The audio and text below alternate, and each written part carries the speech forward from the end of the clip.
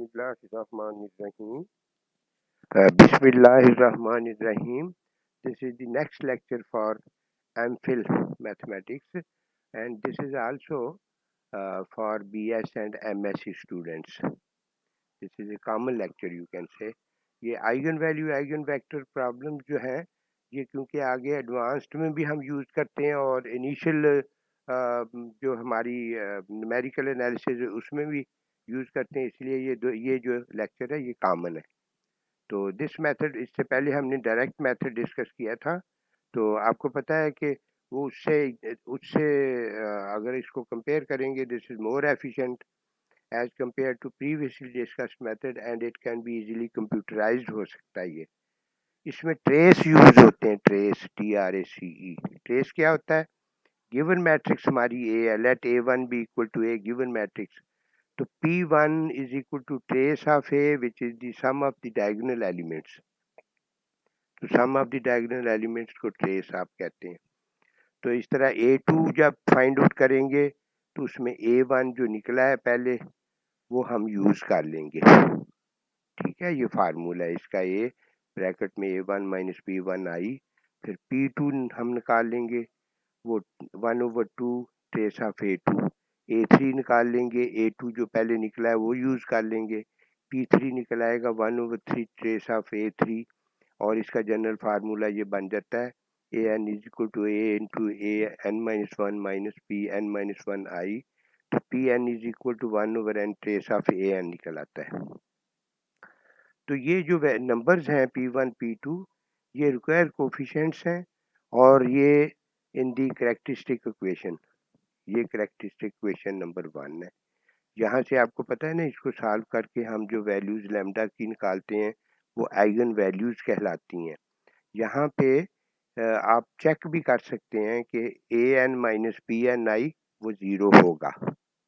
Definitions हैं, वो trace of ए मैंने बता दिया है. तो trace of A sigma lambda I भी होता है. आइगन वैल्यूज को जमा कर लेना तो वो ट्रेस ऑफ ए भी होता है. उसके बाद डिटर्मिनेंट ऑफ ए अगर आपने निकालना हो तो ये जितने भी वैल्यूज आती हैं लैम्डा की उनको ज़रब दे दें तो वो डिटर्मिनेंट की वैल्यू हो जाती है.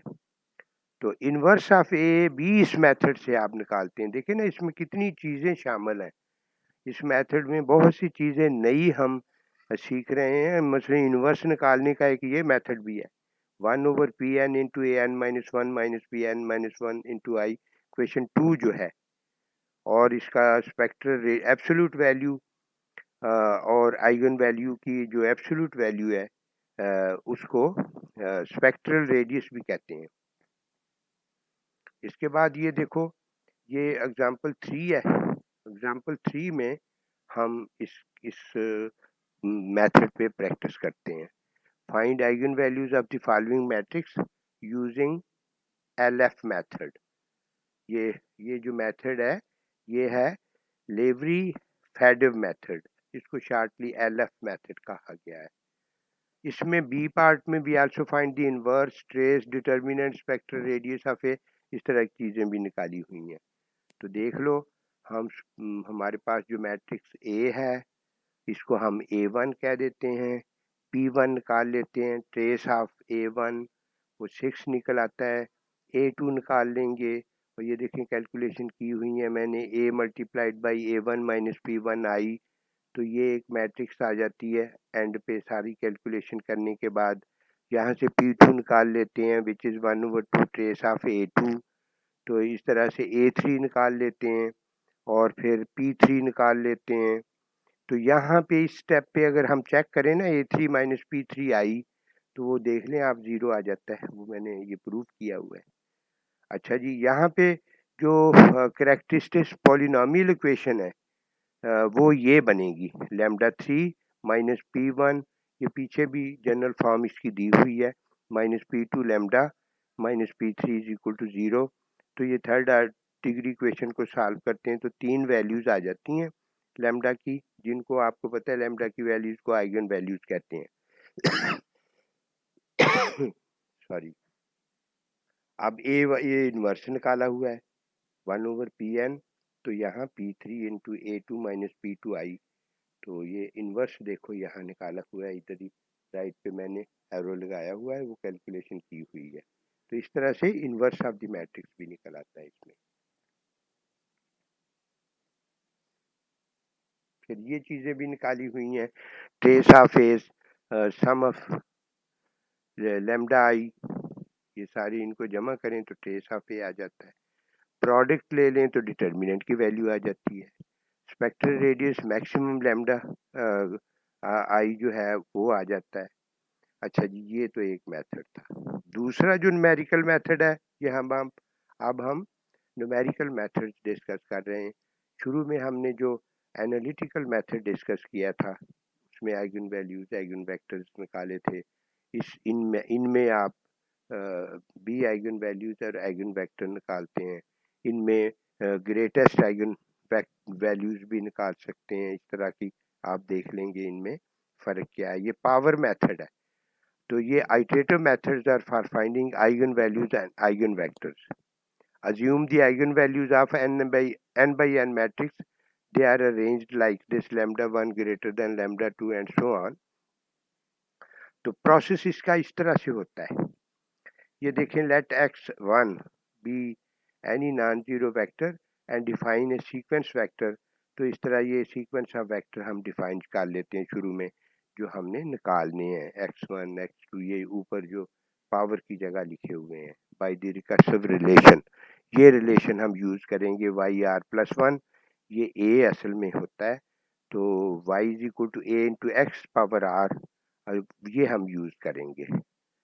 तो इस तरह से देखो ये कैसे यूज करते हैं। तो ये लिखा हुआ है, बाकी ये आप पढ़ सकते हैं, it is easy to understand. आगे ये रिलेशन है एक, to find the smallest eigenvalue of a matrix, we apply the principle that the reciprocals of the eigenvalues of a matrix are the eigenvalues of inverse of the matrix. ये rule आपको पता है। Reciprocals of the eigenvalues of a matrix are the eigenvalues of the inverse of the matrix. So let lambda be an eigenvalue of A, then A inverse x is equal to 1 over lambda square. तो इस तरह से therefore taking the inverse of A and then using the iteration we have just described will give the largest eigenvalue of A inverse. The reciprocal of this value will then be the smallest eigenvalue of A. Given the following square matrix, ये example 4 है। This is very interesting. आप देखेंगे ए matrix है। हम आपको पता है कि आइटरेटिव मेथड्स में इनिशियल गैस हम सपोज करते हैं। तो we try the process with initial guess x1 is equal to 1 1 1 transpose.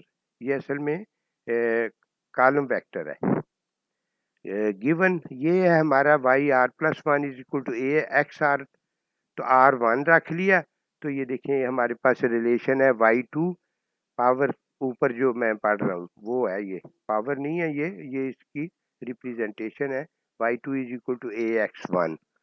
तो पहले हम y2 निकालते हैं। एरो से मैंने शो किया हुआ है कि पहले आपने ये स्टेप करना है, उसके बाद ये करना है, उसके बाद ये करना है। तो y2 is equal to ax1 में दो मैट्रिसेस हैं, उनको ज़रब दी है। तो उसमें जो बिग वैल्यू है ना, 6 -1 6, इन तीनों में से जो बड़ी वैल्यू है, लार्जेस्ट वैल्यू, वो हमने नोट कर ली है कि वो 1/6, वो 6 है। वो इधर यूज करेंगे। अब x2 निकालना है। पहले राइट पे y2 निकाला, अब लेफ्ट पे आ जाओ x2 निकालना है। उसमें ये वो 6 वैल्यू 1/6 इंटू y2। अब फिर आपने y3 निकालना है x2 को यूज करके। फिर इसमें बाई चांस ये ऐसी एग्जांपल है कि इसमें बड़ी वैल्यू 6 ही निकलती है। किसी और प्रॉब्लम में तो आपने देखना होता है कि एंड पे जो मैट्रिक्स है उसकी बड़ी वैल्यू हमने ले लेनी होती है। तो इस तरह ये देखें प्रोसेस ये चल रहा है और it will continue as it is. और इसको हम कहाँ तक लेकर गए हैं, ये देखें, यहाँ ये हम यहाँ तक लेकर गए हैं। हमने x5 x6 x7 x8 निकाला और फिर एट दिस स्टेज एंड पे लिख दिया है कि x8 is equal to x7। वो देखो x8 और x7 तकरीबन सेम है, तकरीबन नहीं बल्कि एग्जैक्टली सेम है, तो इसलिए यहाँ जो आइगन वैल्यू निकली है वो 6 निकली है। तो ये एग्जांपल ऐसी है कि इसमें 6 ही वैल्यू निकलती है लार्जेस्ट, तो ये डिफरेंट भी हो सकती है और प्रॉब्लम्स में।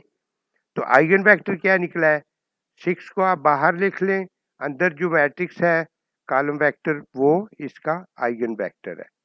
तो इसका इसका जो एनालिटिकल सॉल्यूशन है वो 3 आइगन वैल्यूज होंगी। लैम्डा 1 6 है, एनालिटिकल सॉल्यूशन में ट्रू आंसर लिखा हुआ है ना मैंने, ये इसका मतलब ये एनालिटिकल सॉल्यूशन है। Lambda 2 is equal to 4, lambda 3 is equal to -1। तो इस तरह से कॉरस्पॉन्डिंग आइगन वेक्टर्स भी मैंने लिखे हुए हैं जो हम उस मेथड से निकालते हैं। तो इस मेथड से हमने जो डोमिनेट आइगन वैल्यू है ना वो निकाली है, जो बड़ी आइगन वैल्यूज है, ये न्यूमेरिकल मेथड है। तो इसी तरह ये दूसरी एग्जांपल भी है। ये बस ये यहाँ तक आपका है लैम्डा इज इक्वल टू 6, ये डोमिनेट आइगन वैल्यूज है। और एग्जांपल्स मैं अरेंज करूंगा वो फिर आपको ना एज एन असाइनमेंट दूंगा। ठीक है, this is all about this lecture. Thank you very much.